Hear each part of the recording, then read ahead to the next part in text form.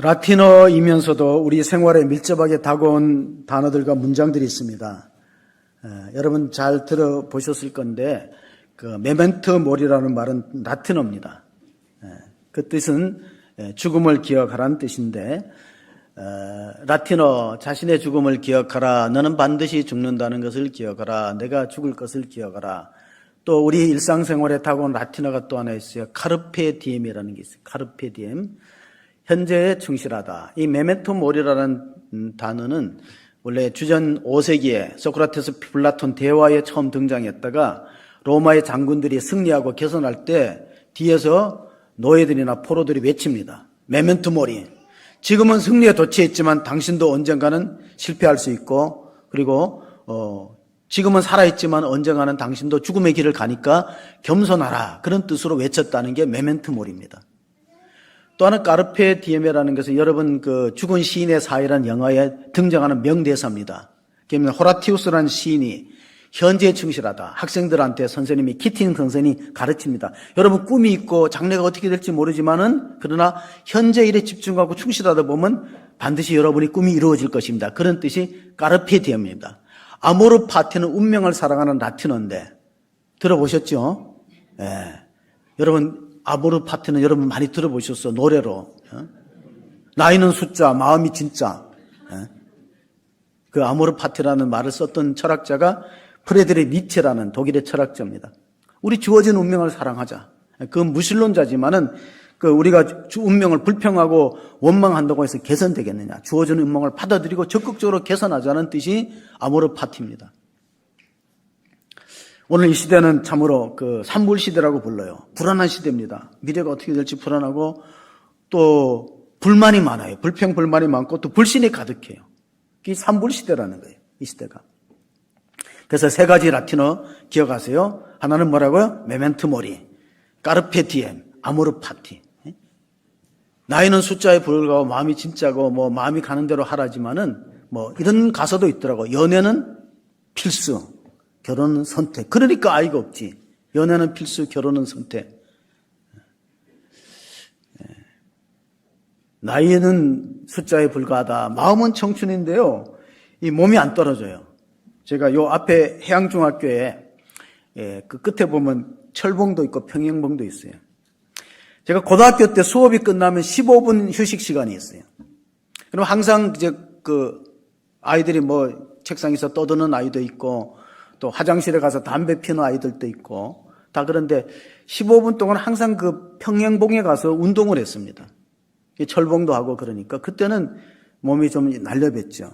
그래서 이제 체력장도 이제 만점을 받고 이 턱걸이 같은 거. 요즘에 이제 길거리 턱걸이 대회가 있더라고요. 이 길거리에다가 턱걸이 하는 그 장치를 세워놓고 그걸 숫자에 따라서 돈을 주더라고요. 야, 나 그럴 줄 알았으면 지금 태어났으면 제가 그때 나이로 비교하면은 20살 이전엔 제가 턱걸이 30개를 할 수 있었어요. 그러니까 그때 요즘에 그런 길거리 턱걸이 대회가 있었으면 그 30개 하면 용돈을 많이 받는데 그 당시에는 그런 게 없었단 말이에요. 근데 지금은 어떠냐? 지금 저희 가서 한번 매달려 보니까요.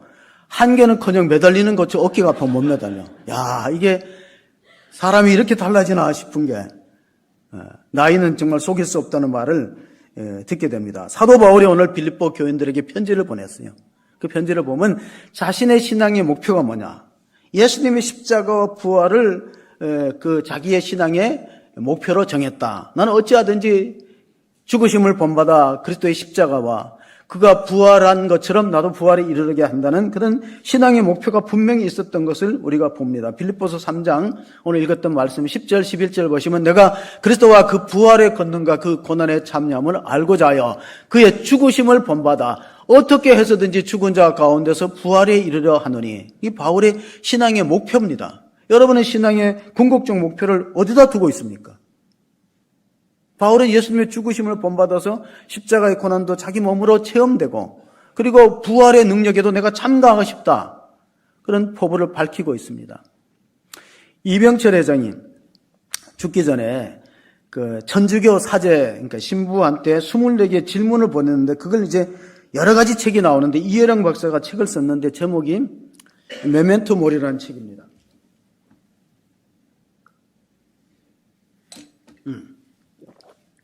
시대의 지성, 우리나라 최고 지성이 이어령 박사가 생전에 이병철 회장이 천주교 신부한테 24개 질의서를 보냈던 것에 답변서가 메멘토모리인데 이런 책들이 많이 나옵니다. 제가 가지고 있는 것도 한 10권 되는데 그 질문서를 보면은 이병철 회장이 암에 걸려서 투병 생활할 때 A4 같은 데다가 자신의 자필로 한문으로 섞어서 3개로 이제 8개의 문장 3개가 있는데 첫째 보면 하나님이 존재한다는 어떻게 알 수 있는가?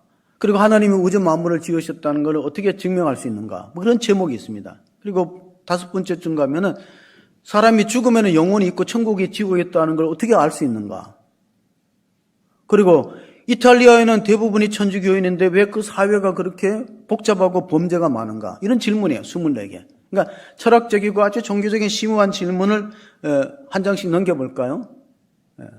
3페이지니까 16번 이런 데 보면 그런 질문인데 여러분 보이시나요? 안 보이시죠? 안 보이셔도 돼. 뭐 그런 질문에 대충 그런 제목. 그리고 여기 보면 이런 것도 나와요. 부자가 천국에 들어가는 것이 낙타가 바늘기로 들어가는 것이 어렵다고 성경에는 말했는데 부자는 악인인가? 그런 질문이 자신이 부자니까. 이병철 회장이 한때는 돈병철을 했잖아요. 그는 24개의 질문을 던졌는데 그 고인이 살아있을 때 답변을 못 듣고 돌아가셨어요. 답변을 못 듣고. 그러니까 이거는 우리에게 어떤 바를 시사하냐면요. 죽음에 관한 문제는 살아있을 때 생각을 해야지 임박해서 내가 병 걸려서 시한부가 되거나 그때 생각 늦는다는 거예요. 지금 우리한테 스스로 물어봐야 돼. 젊은이들도. 내가 어떻게 죽을 것이냐. 어떻게 죽음을 맞이할 것이냐. 이런 것을 알면은요. 어떻게 죽어갈 것인가를 알면은 어떻게 살아야 할 답이 나오는 거예요. 죽음을 많이 묵상할수록 삶이 충실해진다는 걸 기억할 수 있기를 바랍니다. 죽음을 많이 묵상할수록 삶에 충실해지고 생명의 소중한 가치를 느끼게 되는 거예요. 내일 내가 세상을 끝낸다면 오늘 어떻게 살 것인가. 그런 삶의 자세하고 내가 아주 천년만년 살 것 같이 생각하는 자세는 완전히 다른 거예요. 그래서 우리가 이 죽음의 문제, 신앙의 문제는 살아있을 때 진지하게 생각해야지. 그 웰다잉이라고 그러는 거예요. 한때는 웰빙이 중요했어요. 내가 건강하게 무엇을 먹을까, 어떤 음식을 먹을까, 웰빙이 중요했지만 지금은 바뀌었어요. 웰다잉. 사람이 어떻게 죽음을 맞이할 것인가를 미리 생각하면은 어떻게 살아야 될 것이라는 대답이 나오는 거예요. 사도 바울이 고린도전서에 편지를 보냈어요. 그러면서 이런 말을 했습니다.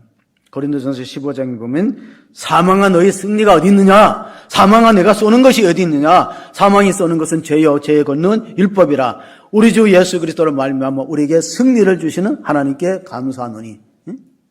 흔들리지 말고 견고하여서 주의 이름 쓰는 자들이더라. 우리의 구원이 확실하니까.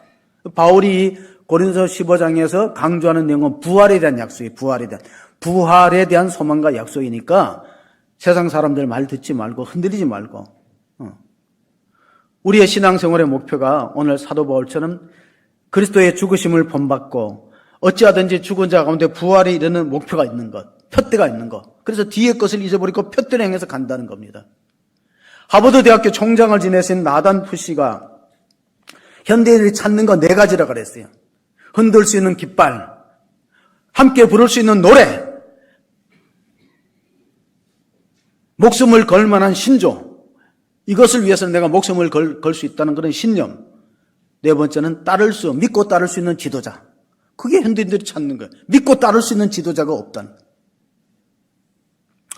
목사는 4종류가 있습니다. 박수 칠 때 떠나는 목사, 좋은 목사죠. 박수 치면 안 떠나는 목사, 눈치가 없죠. 박수 안 치면 떠나는 목사, 체면 있는 목사예요. 막 박수 안 치는데 체면 있는 목사. 근데 박수도 안 치는데 안 떠나면 어떤 목사가 돼요? 진상 목사가 되는 거예요.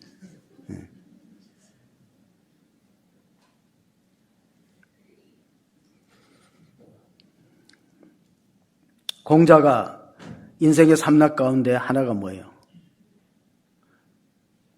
좋은 제자를 가르치고 양육하는 거. 배우고 또한 익히면 이 또한 즐겁지 않느냐. 하기 시습지 불력 열어라. 그래서 바울이 이게 빌립보서에 가장 많이 나오는 등장하는 단어가 기쁨이에요. 기쁨. 기뻐하라. 기쁨. 성경학자들이 조사를 해보니까 기쁨이라는 단어가 가장 많이 나온다는 거예요. 빌립보서 4장에서. 기쁨. 그래서 이 빌립보서를 희락에 서신 기쁨의 편지라고 불러요. 그럼 바울이 지금 기뻐할 수 있는 상황인가? 아니에요. 지금 감옥에 갇혔거든요. 감옥에 갇혀 있는데 뭐 기쁠 게 있어요. 우리나라를 외신 기자가 이렇게 평가했어요. 기적을 이룬 나라, 기쁨을 이룬 나라. 우리가 경제 성장도 하고 민주화는 정말 세계 역사에 이런 기적의 나라가 없어요. 교회도 많이 부흥했던 시대가 있었고, 그리고 우리가 경제 12국에 그 기적의 나라인데 뭘 이뤘다고? 기쁨을 이뤘어요. 기쁨이. 왜 기쁨을 이뤘을까요? 우리 찬송가 보면 기쁨의 근원되는 예수를 위해 삽시다. 기쁨의 근원. 기쁨의 근원이 예수님한테 있는데 하나님을 떠나서 기쁨을 찾으려고 하니까 마치 광야에서 오아시스를 찾는 것과 같아요. 요즘 세대들은요, 재미가 있어야 의미가 있다고 생각하는 세대예요. 뭐라고요? 재미가 있어야 의미가 있어요. 그런 세대를 펀세대라고 그래요. 펀세대. 그 재미를, 기쁨을 추구하는데, 과거에는 그런 말이 있었어요. 마지막에 웃는 자가 승리자다. 근데 지금은 바뀌었어요. 자주 웃는 사람이 승리하는 사람. 자주 웃는 사람. 자주 웃을 수 있는 거. 데살로니가 전서 5장 16, 17, 18절에 아시는 분 항상 기뻐하라. 쉬지 말고 기도하라. 범사에 감사하라. 이는 그리스도 예수 안에서 너희를 향하신 하나님의 뜻이니라. 그러니까 왜 기뻐해야 되는가? 주님의 명령이에요. 항상 기뻐하라. 쉬지 말고 기도하라. 범사에 감사하라. 그는 우리를 향하신 하나님의 뜻이다. 공자도 인생 삼락 중에 하나가 배우고 익히면 이 또한 즐겁지 아니하는가. 먼 데서 벗이 오면은 이 또한 기쁘지 않느냐. 그런 말씀을 해 주셨는데, 이 빌립보 교회가 개척된 걸 보면 빌립보라는 지역 자체가 알렉산더 대왕의 아버지가 필립이거든. 알렉산더, 세계를 정복한 알렉산더 대왕의 아버지가 필립이니까 그 필립을 기념하는 도시가 빌립보라는 도시예요. 그러니까 로마의 식민지죠. 아시아에서 복음 전하려고 했던 바울과 실라가 마게도냐 한상을 보았어요. 와서 우리를 도우라. 그래서 아시아로 가는 뱃머리를 돌려서 마게도냐의 첫상 빌립보에 가서 교회를 세우려고 하는데, 그런데 처음에 교회가 시작되는 게 아니라 기도할 장소를 물색하다가 우물가에 가니까 루디아라는 자주 옷감 장사를 만납니다. 근데 하나님의 말씀을 전도하니까 성령께서 루디아의 마음을 열어서 예수를 믿게 하는 거예요. 루디아는 사업가고 잘 사는 사람, 자기 집을 개척 장소로 제공해서 와서 우리 집에 와서 교회를 세워라. 그래서 교회가 처음에 세워질 때는요, 노예에서 교회로 설립인가를 안 주고 기도처로 하는 거예요. 그러면 세례 교환이 15인 돼야, 세례 교인이 15인 되면 다시 청혼하면 기도처가 교회로 바뀌는 겁니다. 그러니까 바울이 처음에 기도할 장소는 루디아의 가정집이고, 그 뒤에는 또 간수가 회개하고 세례받고 교회 공동체 안에 들어왔습니다. 담임 목사 충병이나 목사가 은퇴하는 청혼은 노예 관할이에요. 왜냐하면 목사는 소속이 노예입니다. 노예에서 그걸 승인하고 그러니까 그렇게 한 절차가 있다는 걸 아시고, 그리고 나서 이제 교회가 성장하는데 바울과 실라가 귀신 들린 여종을 쫓아냈어요. 귀신 들린 여종을 쫓아냈더니 주인이 관가에다 고발해버렸어요. 이 사람들은 우리 지역의 미풍양속을 해치고 우리 질서를 어지럽히는 사람이다. 전혀 그런 죄가 아닌데 억울하게 매를 심하게 맞고 깊은 감옥에 착고에 쳐서 들어갔을 때 한밤중에 바울과 실라가 찬송하고 기도했더니 기적의 역사가 나타났습니다. 사도행전 16장 25절 26절을 보시면 한밤중에 바울과 실라가 기도하고 하나님을 찬송하며 제수들이 듣더라. 이에 갑자기 큰 지진이 와서 옥토가 움직이고 문이 곧 다 열리며 모든 사람의 매인 것이 다 벗어진지라. 여러분, 기적은 언제 일어납니까? 기적은 환경이 어렵고 힘들다고 낙심하고 좌절할 때 일어나는 게 아닙니다. 그런 중에도 하나님 앞에 감사하고 찬송하고 기도할 때 매인 것들이 풀어지고 옥문이 열리는, 문제가 해결되는 기적의 역사가 있는 것을 믿으시기 바랍니다. 교회를 가리켜서 언약의 공동체라고 불러요. 그러니까 약속을 잘 지키는 지도자가 중요하다는 거예요. 목회자는 박수를 치든 안 치든 약속을 지켜야 돼요. 그것이 이제 교회 공동체를 언약 공동체로 부르는 이유가 바로 거기 있기 때문에 그렇습니다. 우리가 디모데전서 3장 8절을 보면은 교회 일꾼, 특별히 항전직을 뽑을 때 이런 조건이 있어요. 일구이연하는 사람은 제외하라. 한 입 갖고 두 말하는 사람은 약속을 신실하지 지키지 않으니까 그런 사람은 일꾼으로 선택하지 말라는 조항이 있습니다. 왜냐하면 그렇게 되면 교회가 무질서해집니다. 질서를 잃어버린 게 고린도전서 14장 33절에 보면은 하나님은 어지러움의 하나님이 아니고 질서의 하나님. 하나님은 무질서하는 속에서 역사하는 게 아니고 하나님은 질서 있는 공동체를 은혜 베푸시고 축복하시는 것을 믿으시기 바랍니다. 교회는 영적 질서가 중요하다는 거예요. 바울과 실라가 낙심하지 않고 기도했더니 억물리는 기적을 통해서 하나님의 구원 역사가 이루어지고 그 간수들이 회개하게 됩니다. 어떻게 회개합니까? 선생들아, 우리가 어떻게 하면, 목회자지만 선생들아 외치면서 우리가 어떻게 하면 구원을 받을까 할 때 사도행전 16장 31절 주 예수를 믿어라. 그리하면 너와 네 집이 구원을 얻을 것이다. 이런 구원의 열매를 거두는 교회가 될 수 있기를 바랍니다. 옥중에서 편지를 보냈습니다. 그러나 계속해서 기뻐하는 이유가 뭐냐면은 내가 감옥에 있지만 빌립보 교회에서 들려오는 소식이 좋은 소식이 들려오면 기쁜 거예요.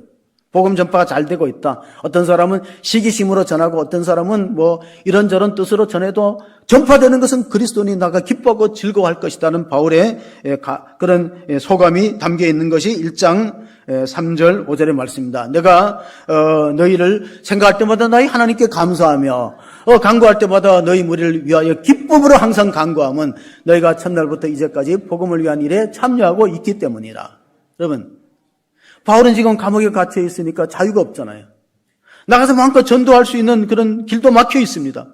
그러나 교회가 열심히 전도하고 성도들이 복음의 전파에 관여하고 주의를 힘쓰니까 얼마나 기쁘냐. 여러분, 우리가 자기가 자녀를 길러볼 때 자녀가 자기보다 더 뛰어난 역할을 하고 잘 되는 것을 시기하는 부모가 없어요. 사도 요한도 요한 3서 편지를 보냈습니다.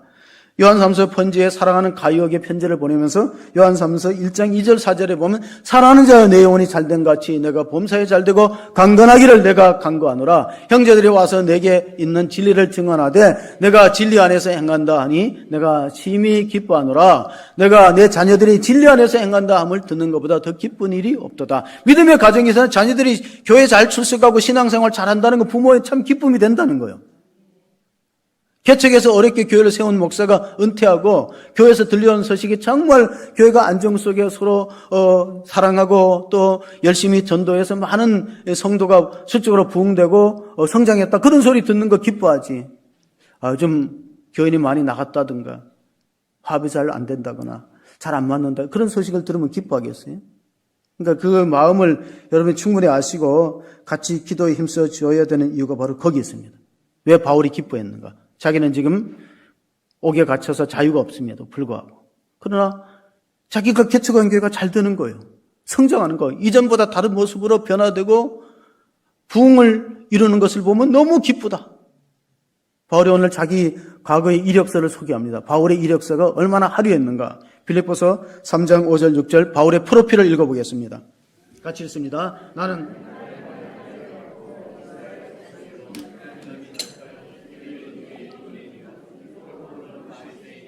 열심으로는 교회를 박해하고 율법의 의로는 흠이 없는 자라. 바울의 이력서를 보니까요. 난지 8일 만에 하려 하면 예수님과 동격이잖아요. 예수님도 난지 8일 만에 하려. 히브리인 중에 히브리인 완전히 유대인이고 유대인의 정통 유대인이고 또 종교적으로는 유대교의 바리새파에 속했다는. 이 바리새파 사람들은 복음서에 많이 나오는데 유대 종파 가운데 세 개파가 있어요. 성경에는 바리새파하고 사두개파가 나오지만 실제로 SNF가 있었다 그래요. 그럼 SNF에 누가 속해 있느냐? SNF에 속해 있는 사람이 세례 요한일 것이다.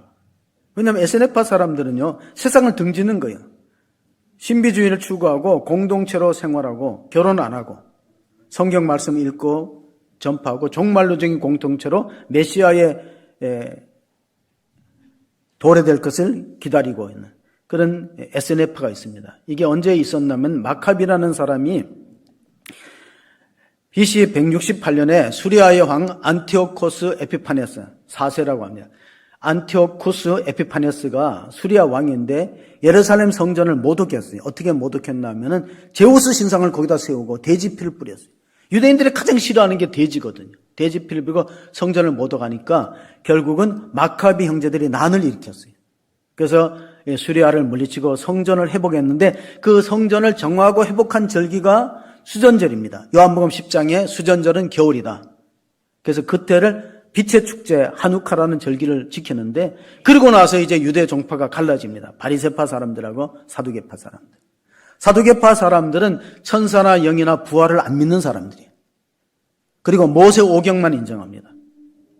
바리새파 사람들은 달라요. 구약 율법을 잘 준수하고 어떻게 하든지 경건하게 살려고 애쓰는 사람인데 그런데 이상하게 이 사두개파 사람하고 바리새파 사람들이 예수님과 가장 부딪히고 충돌했던 사람들이에요. 그러니까 교회에서 부딪히고 충돌하는 사람은 믿음 없는 사람들이 아니에요. 직분이 낮은 사람이 아니에요. 바리새파와 사두개파 사람들은 사내들은 공무일에 어떻게 보면 직분자들이에요. 그리고 정치와 결탁되어서 현세에서 잘 먹고 잘 살면 되지 내세에 관심 없는 사람들이 사두개파 사람들이. 그런 바리새파 사람들은 부활도 천사도 영도 믿는 그런 율법적인 신앙생활을 하는데 바울이 거기에 속해서 바리새파 사람들. 성경학자들이 설교가들이 이렇게 말했습니다. 존 스토트 같은 분은 사두개인들은 성경에 하나님 말씀을 가능하면 많이 빼려고 한 사람들. 모세 오경만 믿는 사람. 바리새파 사람들은 거기 자꾸 버틸려고 하는 사람들. 율법 조항의 9전까지 합쳐갖고 십계명이 613개로 늘리는 사람들이 바리새인이니까 얼마나 엄격하게 신앙생활을 했겠습니까? 그리고 나서 7절 8절에 우리가 바울이 이렇게 고백한다. 그러나 무엇이든지 내게 유익하던 것을 내가 그리스도를 위하여 다 해로 여길 뿐더러 또한 모든 것을 해로 여김은 내 주 그리스도 예수를 아는 지식이 가장 고상하기 때문이라. 내가 그를 위하여 모든 것을 잃어버리고 배설물로 여김은 그리스도를 얻고. 왜? 예수 그리스도를 아는 지식이 가장 중요하냐면요, 요한복음 17장 3절에 영생은 유일하신 참 하나님과 그의 보내신 자 예수 그리스도를 아는 것이다. 다시 반복합니다. 요한복음 17장 3절에 영생을 얻는 길은 유일하신 참 하나님과 그의 보내신 자 예수 그리스도를 아는 것이 그 영생에 이르는 길이기 때문에 예수님을 아는 지식이 가장 고상하다는 거예요. 나머지 모든 것을 배설물로 여겼다는 것은 바울이 부활하신 예수님을 다메섹에서 만나고 나서 가치관이 바뀐 겁니다. 그러니까 신앙생활을 제대로 하는 사람은 예수 믿고 가치관이 바뀌어야 돼. 어떻게? 이전에 좋던 거는 이제는 값없다. 이전에 좋은 것이 지금도 계속 좋으면은 그건 거듭나지 않은 사람이에요. 옛날에도 고스톱을 좋아했는데 지금도 좋아한다. 그러면 이게 거듭나지 않은 사람이야. 도박을 좋아했는데. 예전엔 술을 그렇게 좋아했는데 지금은 주님을 사랑하고 그 술 주님을 버려야 그 사람이 거듭난 사람이지. 예전에 주님을 사랑한 그 술을 여전히 사랑하고 취해 있다면 그 사람은 가치관이 안 바뀐 겁니다. 자, 조금 전에 읽었듯이 우리가 구절을 또 읽어보면 이런 말씀이 있어요. 그 안에서 발견되려 함이니 내가 가진 의는 율법에서 난 것이 아니요 오직 그리스도를 믿음으로 말미암은 것이니 곧 믿음으로 하나님께로부터 난 의라. 내가 그리스도와 그 부활의 권능과 그 고난의 참념을 알고자 하여 그의 죽으심을 본받아. 그러니까 이 바울이 획기적으로 변화된 게 뭐냐면 부활하신 예수님을 만나고 보니까 자기가 여태까지 고집했던 바리새파의 신앙에 문제가 있다는 거예요. 그 바리새파의 신앙이 뭐냐면 내가 율법을 잘 지켜서 내 공로와 자기 의를 통해서 구원받는다는 교리예요. 그런데 그걸 예수님 만나고 보니까 자기가 고집했던 의라는 것이 마치 태양 앞에 촛불을 자랑하는 것 같아요. 여러분, 정전되었을 때 촛불이 필요해요. 그래야 사물이 인식하지만. 그런데 대낮에 촛불을 들고 다니면 그 사람은 이상한 사람 아니에요?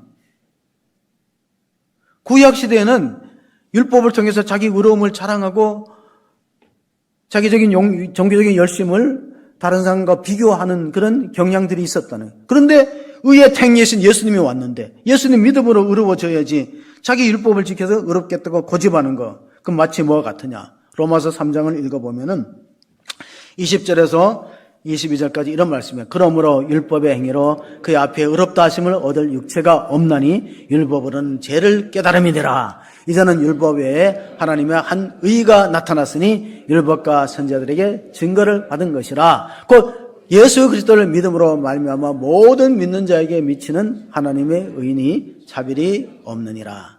21절을 다시 보시면요.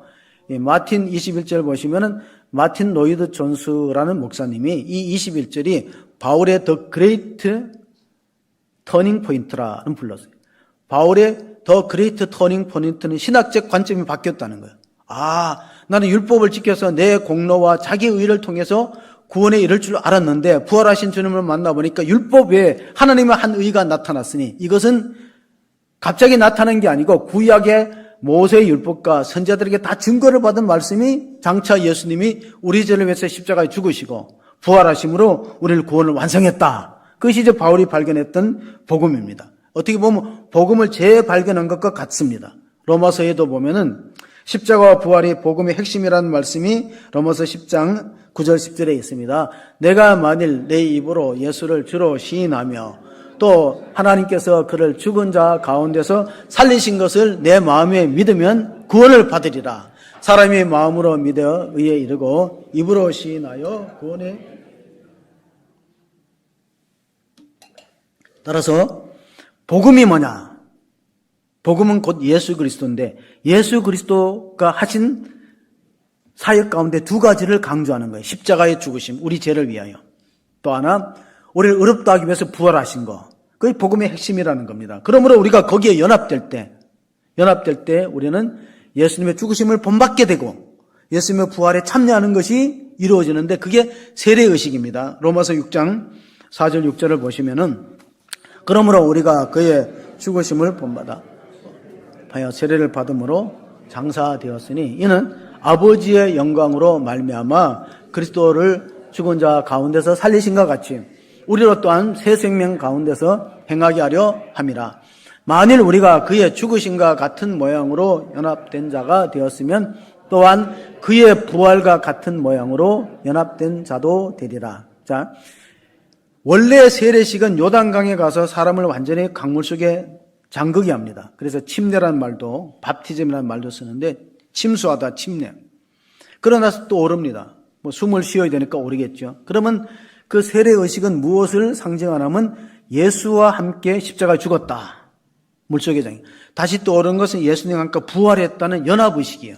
이런 십자가에 연합되고 부활에 연합된다는 세례의식이 얼마나 중요한가.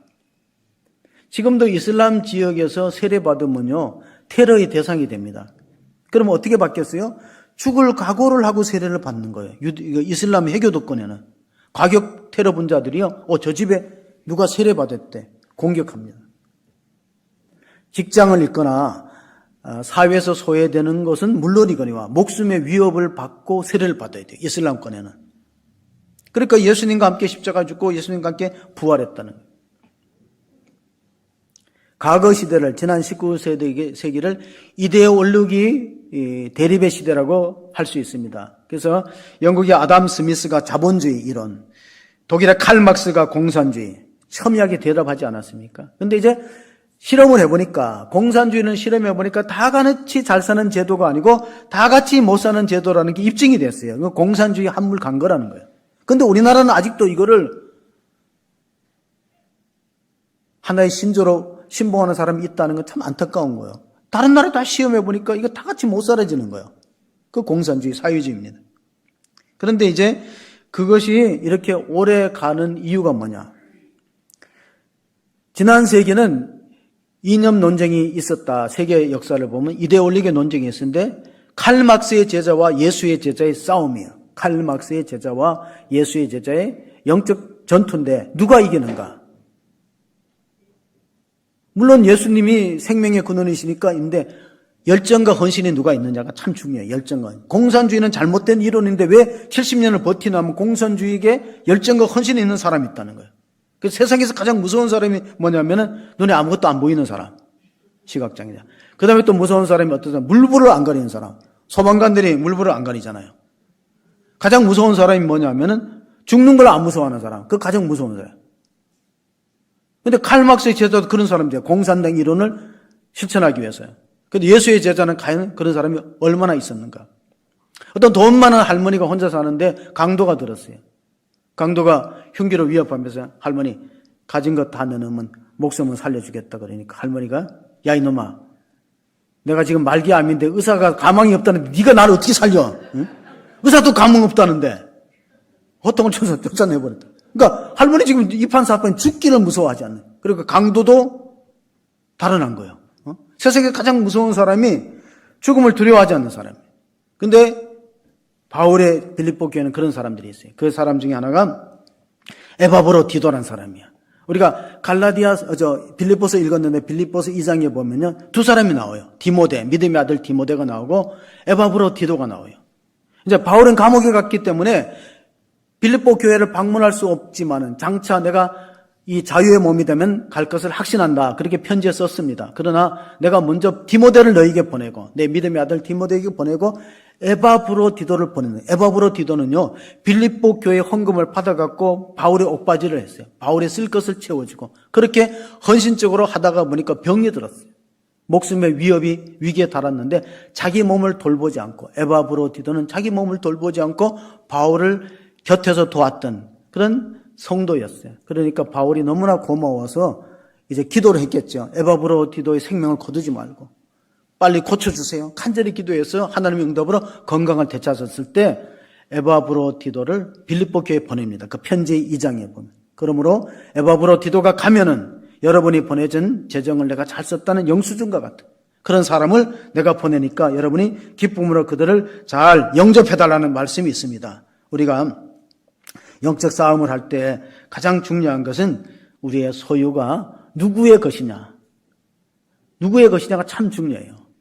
우리는 가만히 보면 내 생명도 내 마음대로 안 되는 거예요. 내 생명도 하나님의 손에 달려있고 우리 자녀도 우리의 소유도 다 하나님의 것이기 때문에 영적 전쟁에서 승리하고 제자의 길을 끝까지 걸어가려면 오늘 읽었던 새벽에 읽었던 말씀이 있어요. 누가복음 14장 26절 28절 오늘 새벽 제단에 나오신 분은 읽었던 말씀인데 물은 내게 오는 자가 자기 부모와 형제와 목숨까지 미워하지 않으면 능히 내 제자가 되지 못하고 누구든지 자기 십자가를 지고 나를 따르지 않는 자도 능히 내 제자가 되지 못하리라. 너희 중에 누가 망대를 세워가자 할진대 자기의 가진 것이 준공하기까지 족할는지 먼저 앉아 그 비용을 계산하지 아니하겠느냐. 자, 제자의 길은요 자기를 부인하고 자기 십자가를 지고 주님을 따르려는 헌신이 필요하다는 거예요. 그런 열정이 있어야 되는데 만약에 어떤 사람이 망대를 세우는 공사를 하다가 예산이 모자라서 중간에 그쳐버리면 흉물스러운 건축물이 되고 마는 거예요.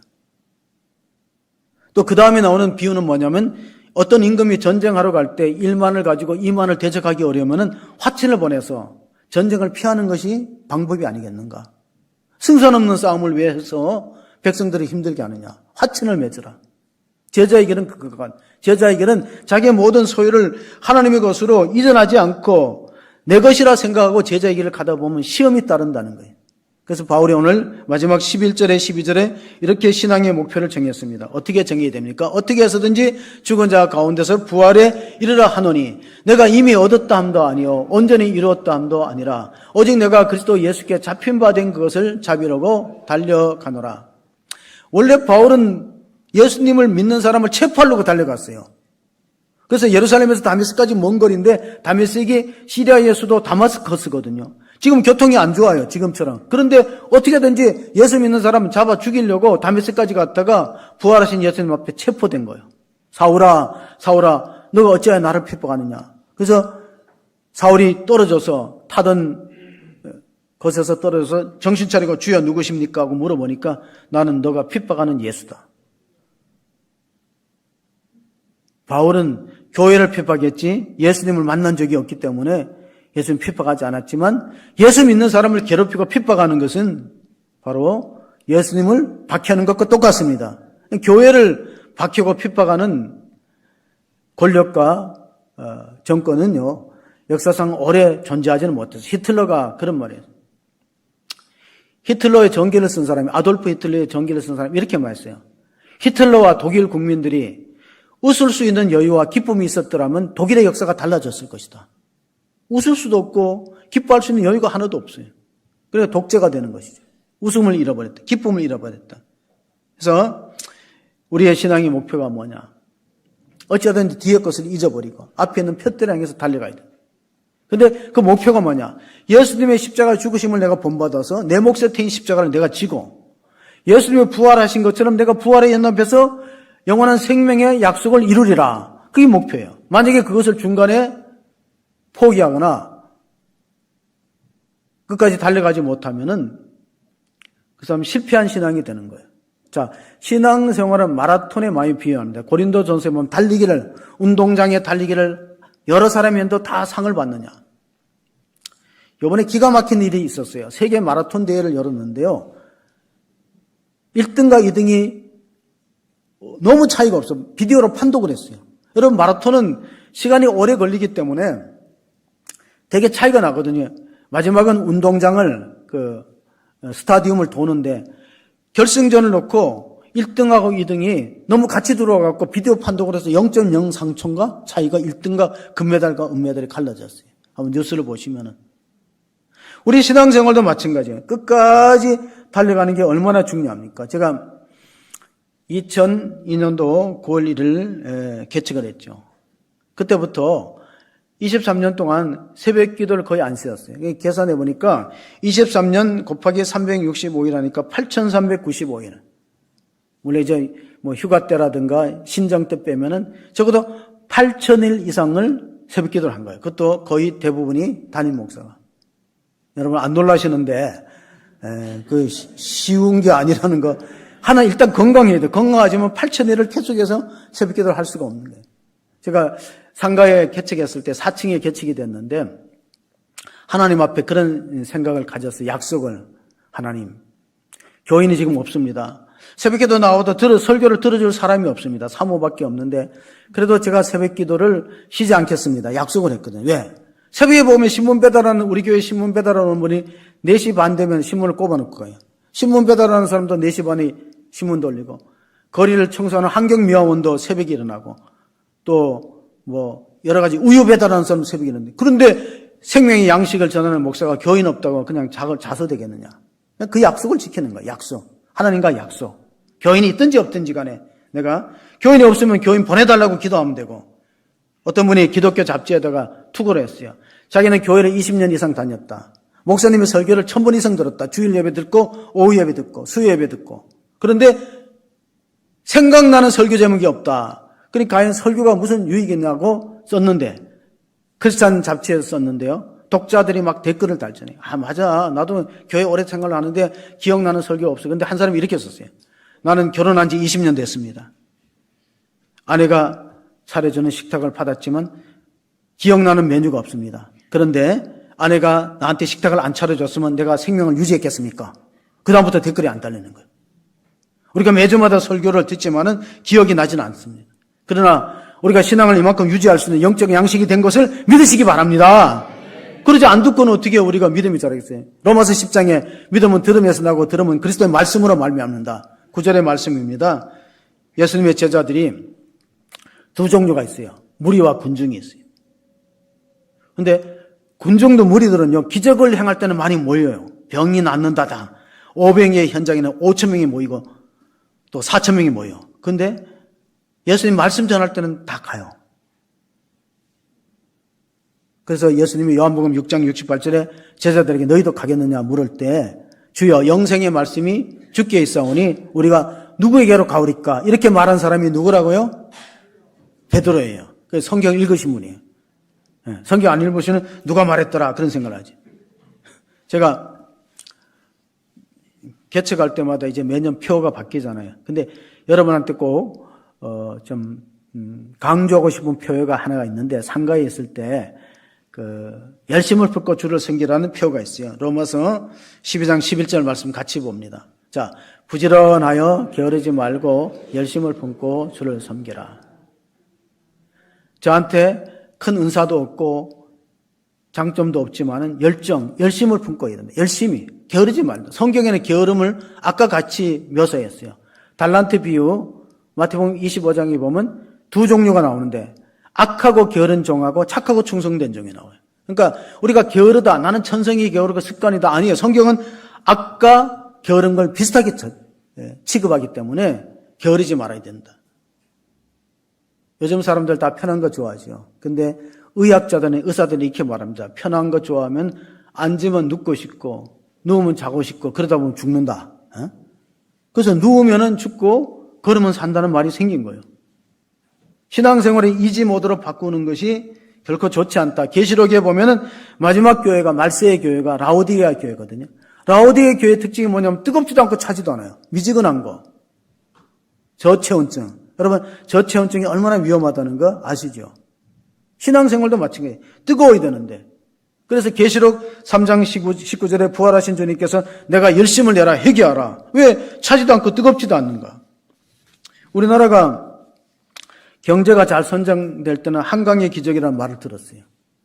그런데 이상하게도 90년대부터는 좀 힘들죠. 교회도 마찬가지 90년대부터 쇠퇴기가 되는 거예요. 90년대부터 쇠퇴기가 돼요. 그게 뭐냐면은 사람들이 편하고 쉬운 걸 추구하기 시작했어요. 저도 국영기업체 한 13년 다녔잖아요. 우리 지금은 소멸됐죠. 탄광이 문을 닫았는데 그때 되면은 일요일 날 회사를 출근할 때 공유 작업이라 그래요. 근데 공유 작업은 평상시 임금의 배를 줘요. 그럼 사람들이 서로 하려고 그래요. 그때는 서로. 지금은 시간의 수당 줘도 서로 안 하려고 그래요. 그만큼 시대가 바뀌었다는 거예요. 제가 있을 때도 보면 공휴일은 공유 작업을 하면은 휴일 근로를 해갖고 평소에 받는 임금의 배를 줬어요. 그런데 저는 그때 갈등이 생기죠. 이 교회를 가야 되는데. 주일날에 교사를 했고 그런데 교회를 가야 되는데 그래서 나는 참여 안 하겠다. 포기하겠다. 그렇게 했던 기억이 있습니다. 자, 우리가 빌립보서 3장 17절에 보면 바울은 교인들에게 나를 본받으라고 강조하고 있습니다. 빌립보서 3장 17절 18절에 보면은 형제들아 너희는 함께 나를 본받으라. 그리고 너희가 우리를 본받는 것처럼 그와 같이 행하는 자들을 눈여겨봐라. 내가 여러 번 너희에게 말하노니와 이제 눈물을 흘리며 말하노니 여러 사람들이 그리스도의 십자가의 원수로 행하느니라. 자, 십자가의 원수로 행한다는 것은 두 가지 의미가 있어요. 하나는 십자가 예수를 믿지 않고 내가 율법적인 공로로 구원을 받겠다는 유대교로 돌아가는 움직임. 또 하나는 신앙생활하면서 십자가 고난을 피하면서 편하게 믿으려는 움직임. 십자가 없이 부활이 없는 겁니다. 영어 속담에 no cross, no crown. 십자가 없이 멸류관 없다. 또한 no pain, no gain. 고통 없이 소득 없다. 우리 민족이 이렇게 쉬운 것과 편안한 길을 찾다가 보면 나중에 어떻게 될까요? 우리 다음 세대가 고생할 수 있기 때문에 바울은 계속해서 예수님의 죽으심을 본받아서 그리스도의 십자가 연합되라는 걸 강조하는데 갈라디아서에 보면 그런 말씀이 기록되어 있습니다. 갈라디아서 2장 20절 내가 그리스도와 함께 십자가에 못 박혔나니 그런즉 이제는 내가 사는 것이 아니요 오직 내 안에 그리스도께서 사시는 것이라. 이제 내가 육체 가운데 사는 것은 나를 사랑하사 나를 위하여 자기 자신을 버리신 하나님의 아들을 믿는 믿음 안에서 사는 것이라. 내가 만일 하나님의 은혜를 피하지 아니하니 만일 의롭게 되는 것이 율법으로 말미암았으면 그리스도께서 헛되이 죽으셨느니라. 자, 만약에 내가 율법을 다 지켜서 내 의로움을 통해서 내 공로를 통해서 구원받으면 예수님이 왜 십자가에 졌나? 그런 질문입니다. 우리가 그렇게 율법을 통해서 구원의 길이 막혀있기 때문에 율법은 죄를 깨닫는 역할만 하고 그리스도를 붙들고 그리스도를 의지해야지. 빈손 들고 나아가 십자가를 붙들어야지. 십자가 없이 구원받으려는 것은 얼마나 어리석은 일인가 하는 것을 말씀해주고 그리고 우리가 구원이 확실하게 보장되었다는 것을 성령께서 보증해 주기 때문에 신앙생활할 때 뒤의 것을 잊어버려야 돼요. 뭐냐면 우리가 여러분이 여기까지 오기까지 상당히 많이 헌신했다는 거 하나님은 아세요. 물질로 헌신하고 시간으로 헌신했지만 다음 목회자가 오면 잊어버려야 돼. 지난 것은 잊어버리고 다시 헌신하고 재헌신하고 열정을 회복해야 그게 성장하는 교회가 될 수 있다는 것입니다. 그래서 에베소서 4장 29절 30절을 읽어보시면 무릇 더러운 말은 너희 입 밖에도 내지 말고 오직 덕을 세우는데 소용되는 대로 선한 말을 하여 듣는 자들에게 은혜를 끼치게 하라. 하나님의 성령을 근심하게 하지 말라. 그 안에서 너희가 구원의 날까지 인치심을 받았느니라. 교회에 나서 말을 할 때 덕스러운 말하고 은혜스러운 말하고 상처 주거나 비방하는 그런 말하지 말고 서로를 격려하고 세워주는 공동체가 될 때 성장이 있고 희망이 있다는 사실을 기억하면서 바울이 우리들에게 가르쳐주는 나를 본받는 신앙은 세 가지. 예수님은 인격적으로만 체험이 있어야 돼. 예수님 인격적으로 체험 신앙이 있고 또 하나는 예수님의 부활에 이르렀던 것처럼 나도 부활하겠다. 나도 부활하겠다는 그런 비전이 있어야 돼요. 큰 꿈이 있어야 되고, 그리고 그 부활의 신앙이 있는 사람이 죽음을 두려워하지 않고 순교의 길을 갈 수 있기 때문에 현대 교회가 회복해야 될 신앙이 체험 신앙이요, 순교 신앙이요, 부활 신앙이다. 일본에다 기독교를 전파하고 후진을 가르치다가 이제 미국으로 가면서 유명한 말을 한 윌리엄 클라크라는 선교사가 있어요. 윌리엄 클라크는 선교사지만은 또 일본의 우리나라 언더우드 박사처럼 학교를 세우고 삿포로 농대에서 학장을 했어요. 그가 한 유명한 말이 전해지고 있어요. Boys be ambitious. 여기까지 알아요. 소년들이여 야망을 품어라. Boys be ambitious. 그런데 뒷글자를 빼버려서 for Christ. 그리스도를 위하여. 원래 원문은 소년들이여 야망을 가지라 그리스도를 위하여. 이건데 for Christ를 빼버리니까 그 자기 욕심과 자기 야망을 위해서 살아가라는 뜻으로 왜곡되었어요. 여러분, 윌리엄 클라크 그가 남겼던 말처럼 우리가 큰 꿈을 가지되 그리스도를 위해서 갖고 정말 주님이 우리에게 가르친 죽으심을 본받는 그 십자가의 영성, 부활의 영성을 해보기 위해서 우리 교인들이, 우리 호수관계 성도들이 뒤에 것 잊어버리고, 여태까지 정말 수고하고 헌신했지만 뒤에 것을 잊어버리고 앞에 목표가 뭐라고? 그리스도의 십자가와 부활의 연합되는 그런 복된 성도와 교회가 되시기를 주의 이름으로 축원합니다. 하나님 아버지 감사합니다. 오늘 또 예배 현장에 나와서 하나님의 생명의 말씀을 들었습니다. 사도 바울이 빌립보 교회에게 내가 너희에 대한 소식을 듣고 기뻐하느라고 감사의 편지를 보냈습니다. 그리고 나는 뒤에 것을 잊어버리고 앞에 있는 표대를 향해서 그리스도의 죽으심을 본받아 또 그의 부활의 권능에 참여하기 위해서 어찌하든지 죽은 자 가운데 부활에 이르는 신앙의 비전과 목표가 있었습니다. 하나님, 우리 호수관계 성도들이 그런 큰 꿈과 비전을 갖기를 원합니다. 어찌하든지 주님의 십자가를 본받고 또 부활에 연합되어서 우리도 사망 것을 이기시고 부활하신 주님처럼 하나님 나라 영생에 이를 수 있는 복된 성도와 교회가 되게 축복하여 주옵소서. 우리 구주 예수 그리스도의 이름으로 기도합니다. 아멘.